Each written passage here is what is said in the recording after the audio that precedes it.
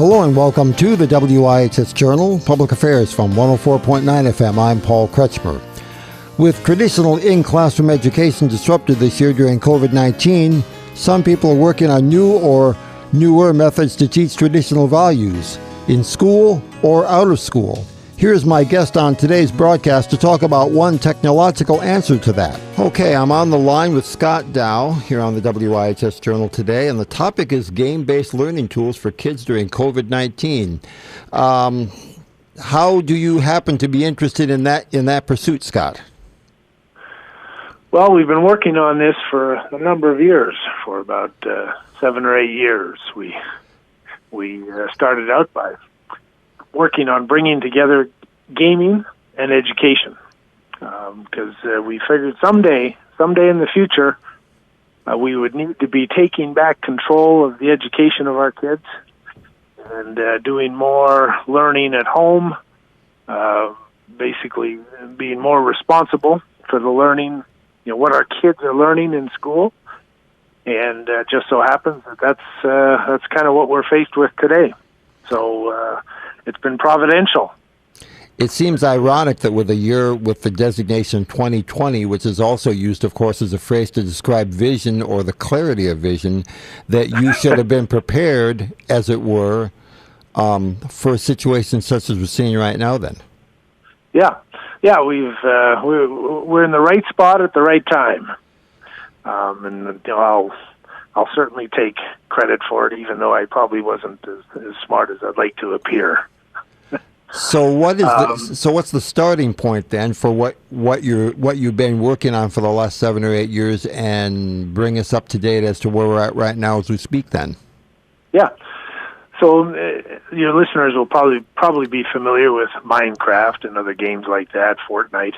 We've taken those elements from those games and created our own game, and embedded into that game these critical life and job skills that kids are just not being taught in school. Things like entrepreneurship, trade, preparation, 21st century skills, character, and the big one for the people who love this country, history, the proper history, real history, not the stuff the kids are unfortunately getting in public school, but the real deal.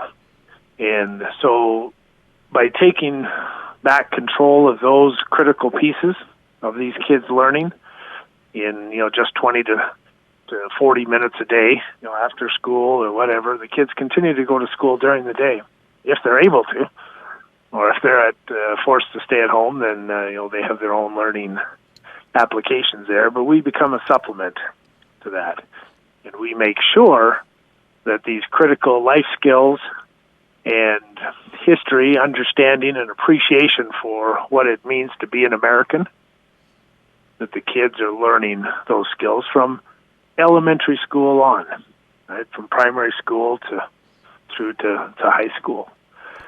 And so that's where we find ourselves today. So we have a lot of kids and parents at home trying to learn things together, and we're able to help out. And you feel that what you've come up with and created then has application regardless of whether a child is homeschooled or in a charter school or in a faith-based school or even in the public school setting, then it works across all those various Exactly. base foundations then? Yep. Any child that needs to learn, regardless of where they are, what kind of school they're in, or homeschool or whatever, these kids will learn, and they'll learn it without the need of a classroom, without the need of a teacher, even without the need of a parent, guiding them through the process. It's kid-driven, game-based learning. So it's just like the kids in Minecraft, right? Playing, learning, practicing, mastering these critical life skills, and that's how we take back control of the critical parts of education, the parts of education that the liberals took control of many decades ago. Right? And over the last 6 months, they've made an opening. They've created an opening for us. Yeah, I would certainly say, and maybe not even them, but rather having to deal with a circumstance which is frankly beyond their control as they understand it. Yeah. So what we've been able to see, the general population, is now, parents are now understanding that they have to take more control, more responsibility for the education of their child, because the traditional school system, can't be trusted. Right, the next pandemic that comes along, or the next crisis, right, where are the kids going to be? They're going to be back home.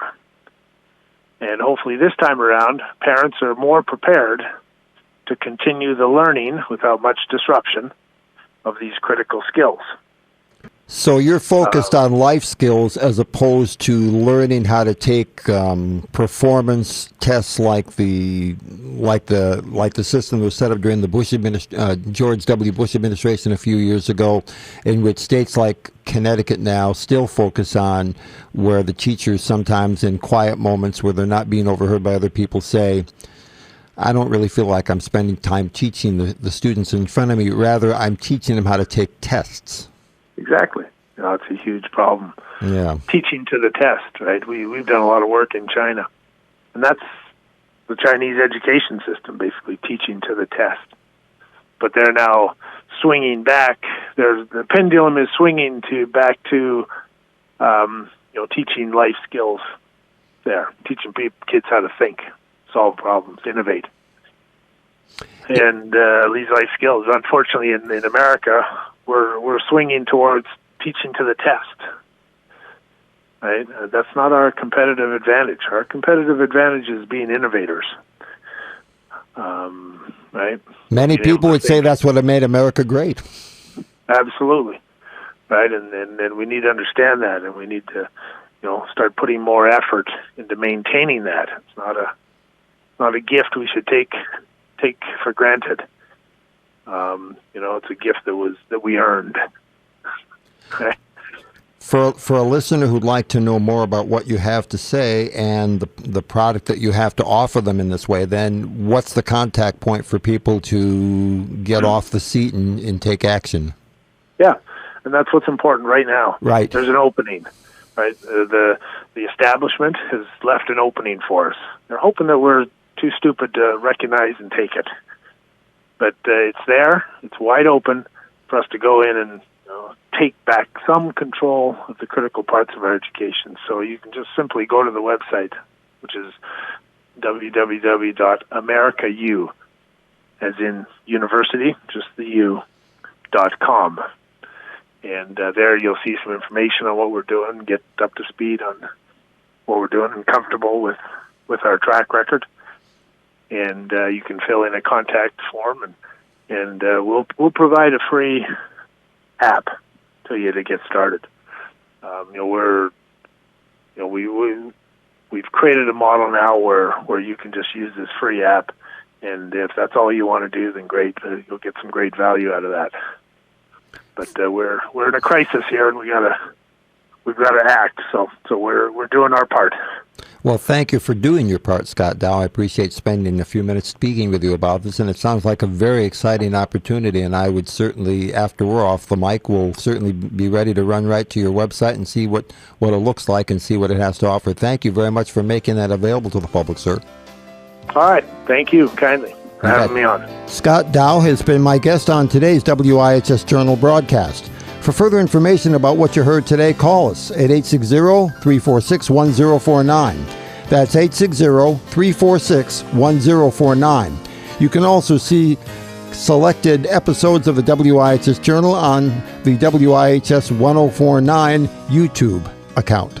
The opinions expressed are those of the participants, not necessarily those of the staff or management of this station.